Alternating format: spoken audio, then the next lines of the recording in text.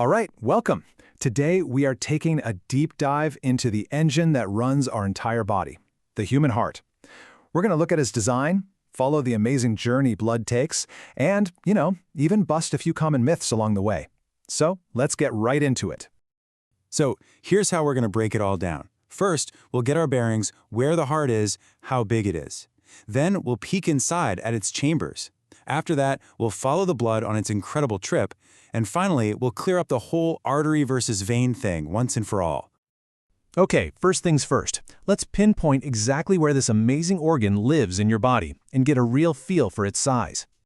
So you might already know this, but your heart is located right in the center of your chest. It's tucked away safely behind your rib cage, which acts like its own personal bodyguard. It sits right there between your two lungs, but it's not perfectly straight.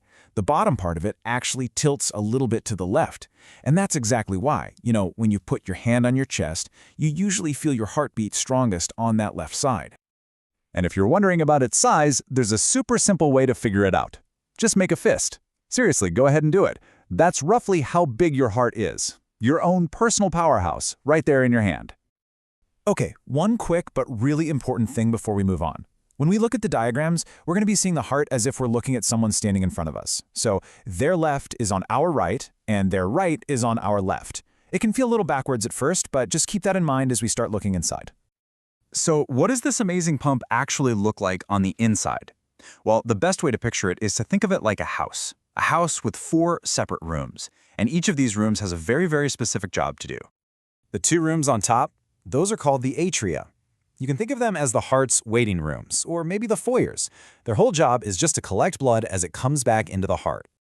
Then, underneath the atria, you've got the 2 lower chambers, the ventricles. Now, these are the real powerhouses. They're way more muscular than the atria, and for good reason. They've got the super tough job of pumping all that blood out of the heart with enough force to get it everywhere it needs to go. So you can really see the division of labor here. It's super important to get this. The right side of the heart, so the right atrium and right ventricle, it only deals with deoxygenated blood. That's the blood that's already dropped off its oxygen. Meanwhile, the left side, that's the VIP section for the fresh, oxygen-rich blood coming straight from the lungs. All right, now that we know the layout of the house, let's actually follow a drop of blood on its journey, and it's a pretty wild ride. We call it a double journey because for every one full trip around the body, blood has to pass through the heart not once, but twice. Okay, mission number 1, get oxygen. So all the blood that's done its job and dropped off oxygen all over the body comes back to the right atrium. From there, it drops down into the right ventricle, which then gives it a big push straight to the lungs for a pit stop to pick up more oxygen. Now for mission number 2, deliver that oxygen. Once it's loaded up, that fresh, oxygen-rich blood comes back from the lungs and enters the left atrium. It then flows down into that super powerful left ventricle. And with one massive squeeze, it's blasted out through the aorta, that's the body's main highway, to deliver oxygen to every single cell you have, all the way from your brain down to your toes. But hold on a second. With all this blood sloshing around, how does the heart make sure everything flows in the right direction? I mean, what stops it from becoming a total traffic jam, with blood going backwards? Well, the secret is actually a super clever system of one-way doors. They're called valves. Basically, they're these little flaps that swing open to let blood through, and then, snap. They shut tight to make sure it can't go back the way it came. And there are 4 of these crucial valves in the heart. You've got the tricuspid and mitral valves, which are like the doors between the upper and lower rooms. Then you have the pulmonary and aortic valves, which are like the main exit doors, controlling the flow of blood as it leaves the heart for the lungs or the rest of the body. There's another piece of the heart's architecture that's absolutely critical, and it's called the septum. And it's basically just a thick, muscular wall that runs right down the middle, completely separating the left side of the heart from the right. And this wall's job is so important. It's the ultimate divider. It makes absolutely sure that the oxygen-poor blood on the right side never mixes with the fresh, oxygen-rich blood on the left. That separation is what makes the whole system so incredibly efficient. Okay, last but not least, let's tackle one of the biggest misconceptions out there about our circulatory system. And that's the real difference between an artery and a vein.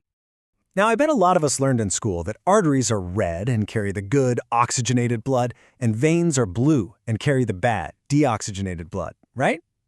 Well, that's not exactly the whole story. The real definition has nothing to do with oxygen at all. It's all about direction. Arteries carry blood away from the heart. Veins bring blood to the heart. Simple as that. So, if we go by that new definition, it brings up a pretty interesting question, doesn't it?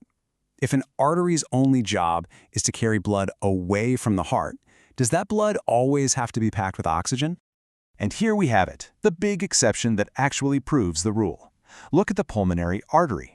It's called an artery for one reason. It's carrying blood away from the heart. But look what kind of blood it's carrying. It's the deoxygenated stuff, on its way from the right ventricle to the lungs to get that oxygen refill. And yep, you guessed it, the flip side is also true. The pulmonary vein is a vein because it's bringing blood to the heart, but it's coming from the lungs, so it's one of the only veins in your entire body that's just brimming with fresh, oxygen-rich blood. Pretty cool, huh? So think about that. This entire perfect, complex cycle happens more than 100,000 times every single day without you even having to think about it. It never takes a break. You know, when you realize what an incredible piece of engineering is working inside you 24/7, it really makes you stop and wonder, what can I do today to help it run just a little bit smoother?